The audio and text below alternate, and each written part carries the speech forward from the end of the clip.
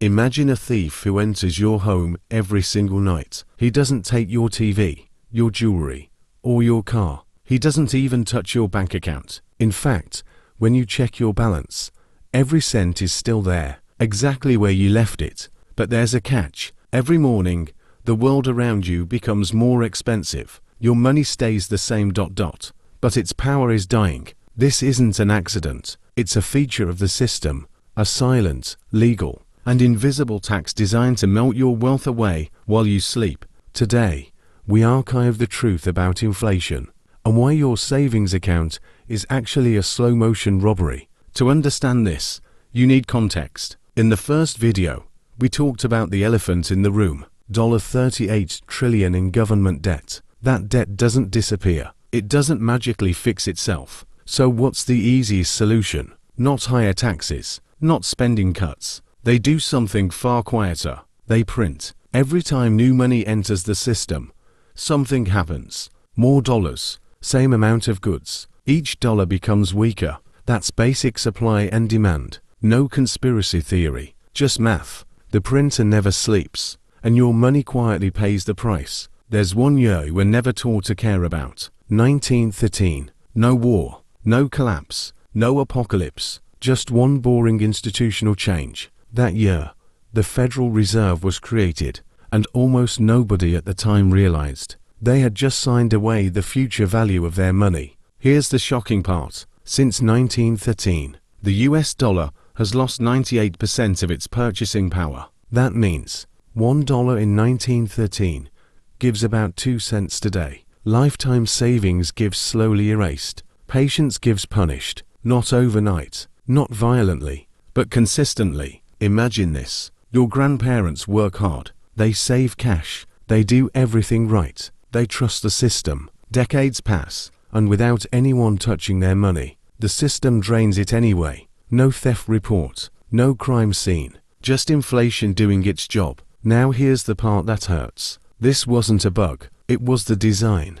Because once money is no longer backed by something real, but controlled by a central authority, its value becomes negotiable, flexible, disposable. Before 1913, money had limits. After 1913, limits disappeared, and with no limits, printing became policy. Here's the brutal truth they never say out loud. Saving cash in this system is agreeing to lose slowly. That's why your parents feel poorer than expected. Retirement keeps getting pushed back. Middle class feels like it's evaporating. It's not bad decisions. It's a rigged measuring stick.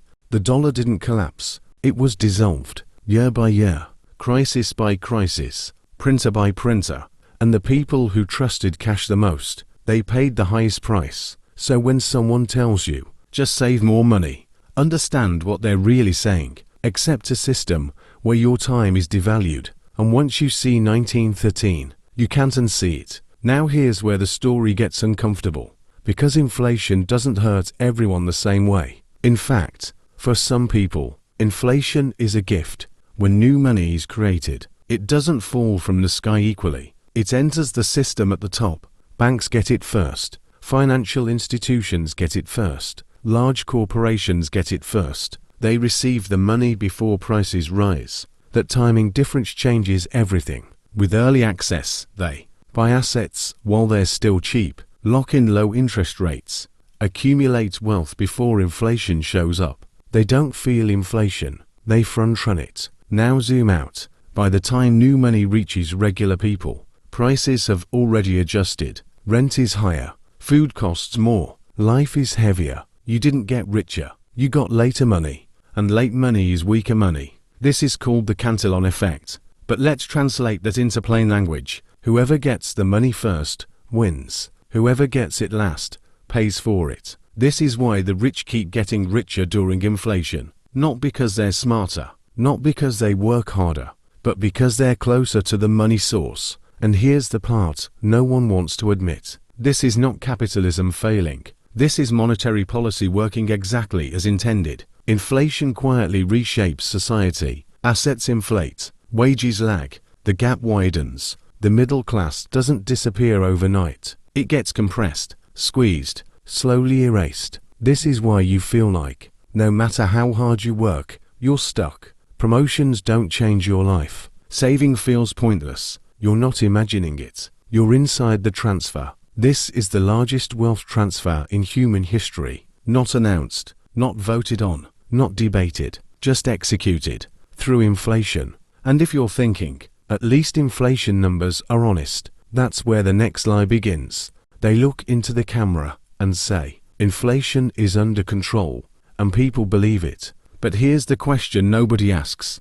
Under control. For who? They want you to focus on this number. CPI, Consumer Price Index, a clean, comforting, government-approved statistic. But CPI doesn't measure your life. It measures a curated version of reality. Here's how the trick works. When prices rise too fast, they don't stop inflation. They change the measurement. Steak too expensive, replace it with chicken. Chicken too expensive, replace it with beans. Beans too expensive. Congratulations, you're substituting. On paper, inflation stays low. In real life, your lifestyle is collapsing. They don't call it manipulation. They call it methodology. Now let's talk about the biggest lie inside CPI. Housing.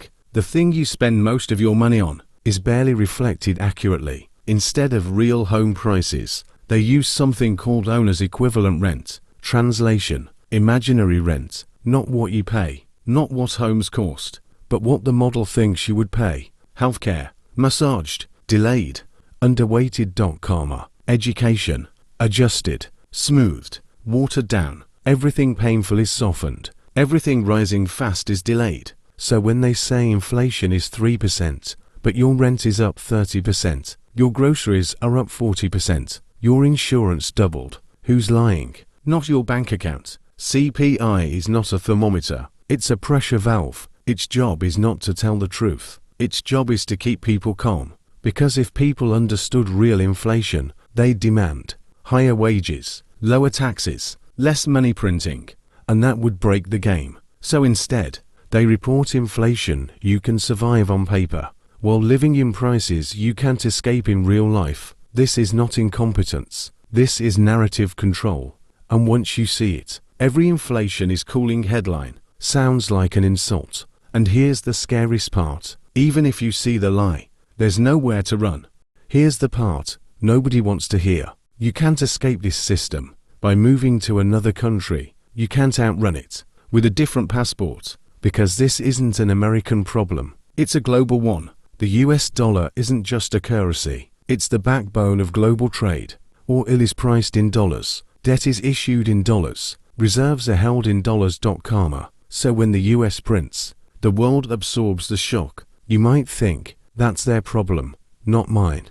But here's the reality. When dollars flood the system, other countries are forced to react. They either print their own currency to keep up, or let their economy collapse. Neither option protects regular people. This creates a chain reaction. One printer turns on, then another, then another. Not because everyone wants to print, but because nobody can afford not to. This is why inflation appears everywhere at once. Different countries, different governments, same problem. It's not coincidence. It's synchronization. And here's the uncomfortable truth. There is no safe corner of the global economy where inflation simply stops. If you use money, you're in the system. You can change jobs. You can change cities. You can change countries. But the rules follow you. Because the system is built on debt, and debt requires growth, expansion, currency dilution, forever. This is why every solution sounds temporary, why every crisis response looks exactly the same.